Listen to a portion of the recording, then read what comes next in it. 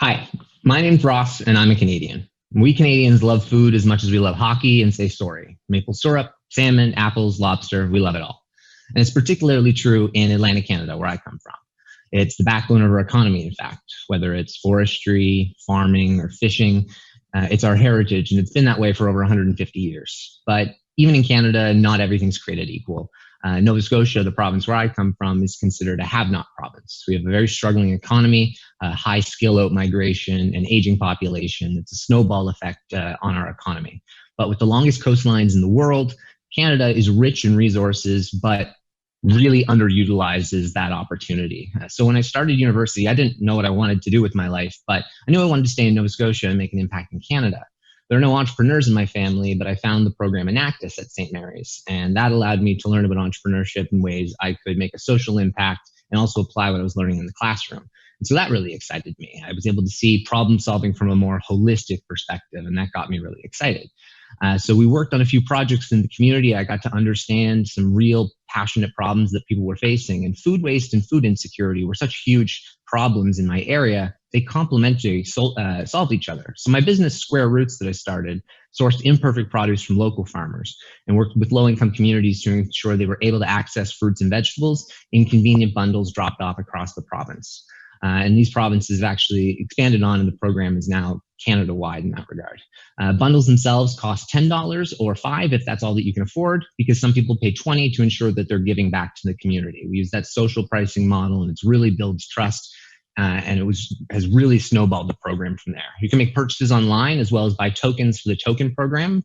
And that's a cashless currency that works with restaurants. So you can exchange a token for a meal made of excess ingredients.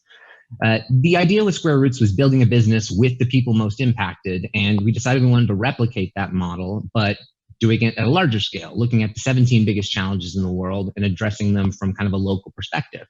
And so we created a program that we called the Pipeline. And the Pipeline utilized those principles to create social enterprises in the community. And so I was finishing up my undergraduate degree at this time, and the university actually hired me to run the Pipeline full-time out of the Entrepreneurship Center. And I wanted to practice what I preached, so I got my master's in technology, entrepreneurship, and innovation, and wanted to focus particularly that technology in an industry that mattered a lot to me. And so here's how I kind of looked at it. How can we succeed as a province? How can we ensure that we're going to be on the frontier of the right industries and actually not being a have-not province anymore? How do you get out of those cycles? And I wanted to address a local problem with big global ramifications. And my passion for Nova Scotia and our rich history and innovation really pointed to the sustainability enabling side of technologies. And so being an entrepreneurship and innovation student, I had the benefit of being able to do hundreds of interviews with fishermen as my homework and ultimately learning about the main problems they faced on a daily basis. And there was quite a number of consistent problems, but across the board, the rapidly changing industry, lack of innovative products to be able to address that, and high scrutinous standards on sustainability were really big problems the fishermen were facing on a regular basis. And so when you think of ocean sustainability, a lot of the time you think of beer can rings and plastic straws, but the thing that pollutes our oceans the most is the thing that we intentionally put into it. Fishing gear. 640,000 tons of fishing gear becomes new ocean waste on an annual basis. And because it's designed to catch fish, it kills 140,000 protected and endangered marine animals on an annual basis as well. Sea turtles, sea lions, seals, whales, but in particular, the North Atlantic right whale has been the true catalyst for change. 85% of deaths are directly attributed to fishing gear entanglements. And with only 400 animals left on Earth, the Canadian government has stepped in to create a solution.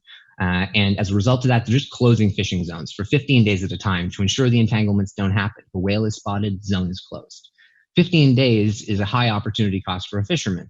That's $75,000 to $1 million, depending on their fishing capacity, how much they're going to lose.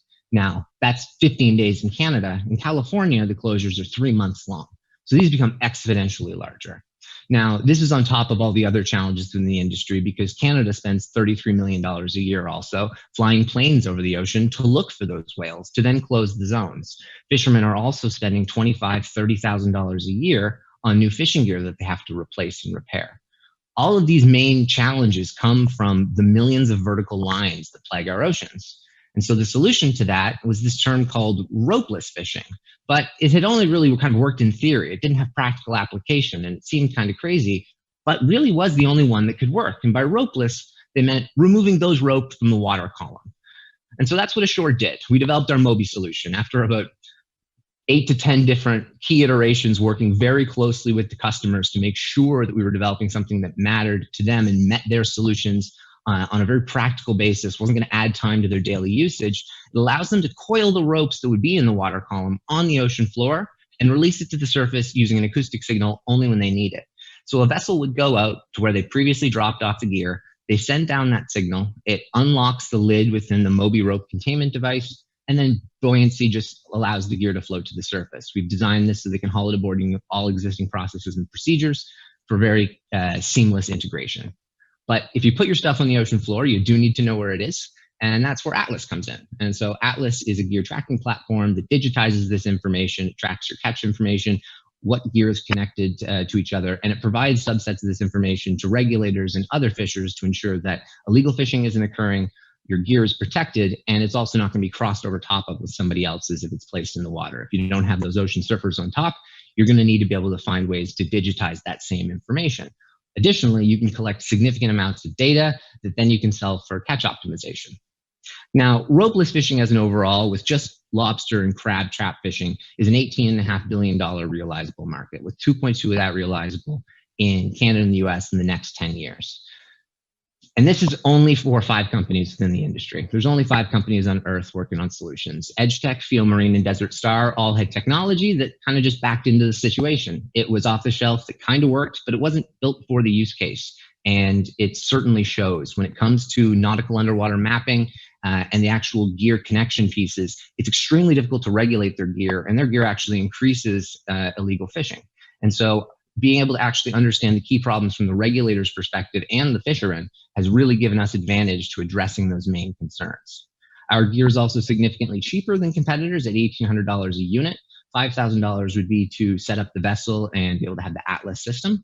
And then we're also looking into ways in which we can finance this over a larger period of time, as this is something that fishermen are moving a little bit more towards within their general purchasing structure. Right here is 6 major development milestones to market. And this is mostly just to highlight the fact that we've been really on track and methodical with our planning since the very beginning. 2020, we had to do a little bit of reorganization because of good old COVID, but surprisingly, we were able to actually hit all of our same major goals because it was mostly on testing this year. So we bought a boat, and that way we were able to do a lot more of the testing internally with some advice from fishermen as opposed to too much interaction that would come from COVID. And we're still on track to do a full commercial launch in 2021. We had our first successful pilot in October 2018, and that was with the Coldwater Lobster Association, and that proved that the technology worked, working with fishermen to be able to get their input, and it further that into 2 more projects with the federal government, consistently approving on features and making sure that the gear is closer to market where it can be implemented and mandated at scale. So we received $804,000 for that project. But it's certainly not just me. I have incredible partners and founders. My partner, Aaron, I met him through my master's program. He's got a background in IT, as well as social entrepreneurship and food security. So we share a lot in common. But Aaron's got 20 years on me. So I learn from Aaron every day. And that is, you can't count for that. That's so incredibly valuable. Max is a brilliant guy, but he also comes from a lobster fishing industry. So he understands this industry better than anyone I know. And he actually brought his brother aboard to our team, who is a lobster fisherman. And so that's been invaluable, as well as all the other engineers on our team who have made us what we are. It's really gotten us to the point where we can actually have trust built within the team and succeed at that rate. We have partners across the industry as well that have gotten us to where we are, and that's been hugely beneficial, as well as acceleration. We finished second in Mass Challenge Boston Accelerator last year, which was great for validating the business model. 4,000 companies in the world, we're the only Canadian accepted, and also to finish second, that was a huge honor. In total, we've raised $1.3 million in non-dilutive funding, and that's through grants and competitions and whatnot. Our funding goals overall, the spending is kind of broken down a little bit right here with our next 100,000 and our next million, and kind of the structure that we had to realign because of COVID. Good old COVID means we had to push a funding round, but we've been able to kind of reorganize things to get it to a position where we can bide our time and have our larger funding round next year, which has been able to that's the problem solving that goes along with being an entrepreneur. Should be out of time. Awesome. Congratulations. That was a great presentation, Ross. Thank you. Thank you. And if you want to go ahead and unshare your screen, then we can make sure that you are full screen along with the judges here in gallery mode. That would be awesome. All right, I'm going to try. It is not letting me do it easily. Sorry. Gotta love tech when you always need tech to work, right? There we go. Better? Awesome. Yes, Perfect. that looks great. So let's do 10 minutes of Q&A. After that great presentation, I see Derek, your hand is up first. Thanks, Tyler. Ross, thanks for your presentation. What does success for this business look like from a business standpoint, and what does success look like for you personally with it? So from a business standpoint, it really is about ensuring that the solution can get in the hands of as many customers as possible. We're not married to any specific solution, but the ones that we've been working on really are the ones that we'll be bringing to market. We didn't have an idea we wanted to just push. It's really been kind of formed by the customers themselves. And so that's been really, really beneficial. I'm sorry, I just kind of spaced a little bit on your question there. Oh, that's all right. I was just I asked what is success ultimately yes. business, and then what does it look like for you personally? Yes, and so success for the business overall is ensuring that the product delivered to the customers actually uses it the way that they want. The Canadian government sees that if it can get to a position where it actually can make their lives easier, the fishermen, then they're interested in purchasing it and mandating it as well. And so this would be potentially the new required way trap fishing would be done. And then ultimately, that's going to be the only way that you can guarantee the high likelihood of, you can guarantee that you're not going to have entanglements occur from fishing gear in the trap industry. And so that's one way to certainly guarantee that. And to prevent the right whale from going extinct would be a level of success, certainly. Getting this in the hands of other industries as well. Trap fishing is not just one that we particularly view as kind of our only focus. We see this as a big focus locally.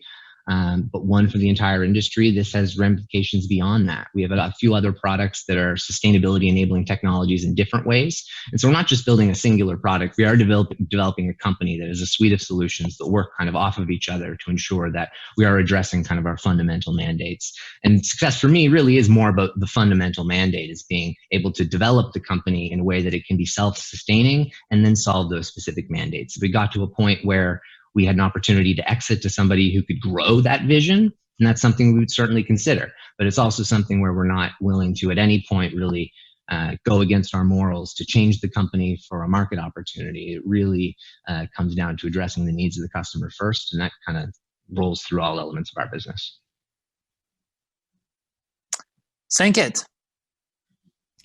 Hi, Ross. Great presentation. I think your business model is very secure. Your funding also seems to be pretty much secure. So what was the intention, and what do you aim to achieve by being a participant in the GSEA competition? GSEA being a student was really interesting for me from the start. I thought I was going to be a banker when I started university. I was really good at math, and it's kind of what I focused on. And I kind of bounced around between focuses. And when I settled on entrepreneurship, the real love of problem solving kind of waved over me, and I joined the Enactus program there, and it consumed my entire time in university. And so everything I've done has been with an entrepreneurial lens. And so the Global Student Entrepreneurship Awards was really an interesting opportunity because I've watched it the last several years and seeing the different businesses and how they kind of take a different approach. But for me, the main reason why I started my business is to help my province, Nova Scotia, and then to help Canada as an overall. And seeing as this is a competition that really shows, okay, how can you utilize the resources and the circumstances that you've been put in to be able to create entrepreneurial success? My university has been instrumental in that, and where I come from has been instrumental in that. And so the Global Student Entrepreneurship Awards really is a nice blend of that. And I can't thank my university enough for the support that they've provided me. And as a result of that, it was exciting to partake in a competition like this. Jason. Hey, Ross. Great to meet a fellow Canadian. I'm a Canadian too. I wanted to ask you, which is what is the potential market size or the revenue size of ropeless fishing, which is what you said you're doing, and is this scalable to other countries as well? Yeah, so it's quite scalable to other countries. In particular, Canada is where things are kind of starting out, but pretty equally in the US. California has kind of an open call in terms of once our innovations are ready, they're quite eager to purchase some and put them in the hands of fishermen to be able to do paid pilot groups. California, for example, would more likely be a customer, whereas in Canada, the customers are going to be a little bit more kind of on an individual basis. And so as the company grows, there's significant market opportunity when it comes to mandated. So zone closures, as they currently are, if they spot a whale, they'll close it for 15 days. But it's a lot to monitor that. And so when it comes to technology that can actually reduce the additional headaches that come with ropeless fishing as it currently stands, you can't implement a solution that requires you to use ropeless fishing because it'll take you X number of days longer to do your job if you're using someone else's gear. But the gear that we've developed allows it to be integrated very seamlessly within their existing processes and procedures. So it's able to be implemented quite quickly within their systems. And so as soon as the technology is up to a position, the government's supporting the purchase of gear like this because they're going to make it illegal to fish otherwise. And fishermen are going to be able to purchase their gear on subsidies in Canada and the US and in a lot of different places in Europe as well. There's large subsidies for this type of gear.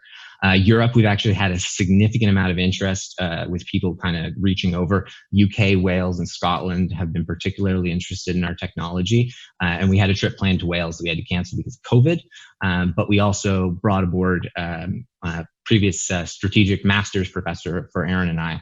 And he was just a brilliant guy, one of our favorite professors, and has a lot of experience in international sales. And so he's joined the team to really help guide us in that as well. And so someone with that kind of experience is pretty hard to pass up when you want to join the team. And so that's been certainly good to grow.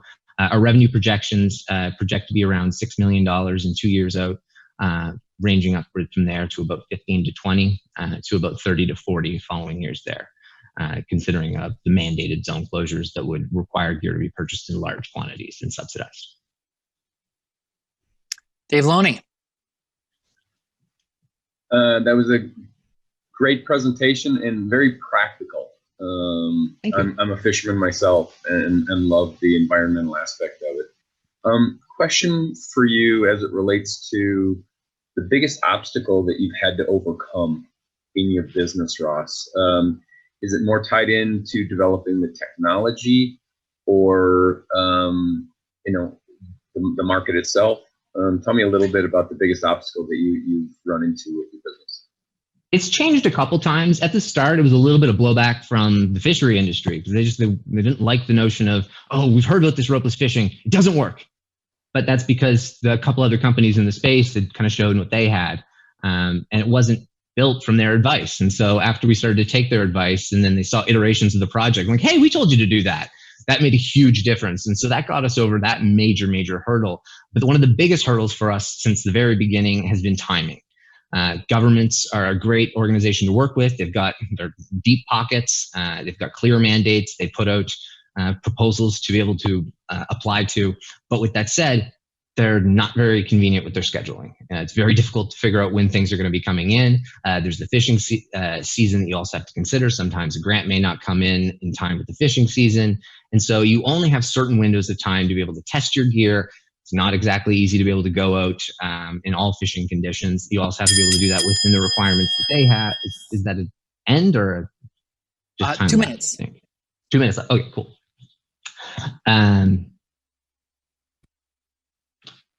Yeah, sorry. Where was I? You were just talking about the obstacle with the government in terms. Yeah, so working with the governments, it really is. It's a timeline. It's a bit of a timeline issue. For example, this year, the money we received from the Innovative Solutions Canada Fund was great, and that allowed us to be able to hire additional people for our team, and that really grew the team. And then there was another specific pot of funding that had to get changed because of COVID, and then we had another delay on another pot of funding that did come through, but we had to reprioritize everything for a month. So I spent, I think it was March, maybe it was April, where I just spent a month doing cleanup. And it was not pleasant, but it was simply just making sure that all the plans that we had kind of reorganized and re-went over. And of course that happened because of COVID, but it astronomically happened because of government timelines that can take forever. Last question. Amresh. Hey, great presentation, great, awesome visuals, great storytelling. Quick question. So how many solutions did you look at before coming up with this ropeless fishing concept? And A ton. Like I said, a ton. It was crazy. Just variations on the ropeless fishing as well. We initially started out with underwater cameras to be able to determine biomass and see whether you could send that biomass information and whether that would change behavior. But it wouldn't change behavior. They'd still go out and do the harvesting. So it really came down to that removal of rope from the water column. Some people have completely gotten rid of the rope, but we decided, no, you can just coil up the rope. They still need the rope for being able to haul it aboard and redeployment. There's other major factors there. Great job, Ross. That was awesome. Thank you for the great presentation and Q&A period. You got the virtual applause flowing.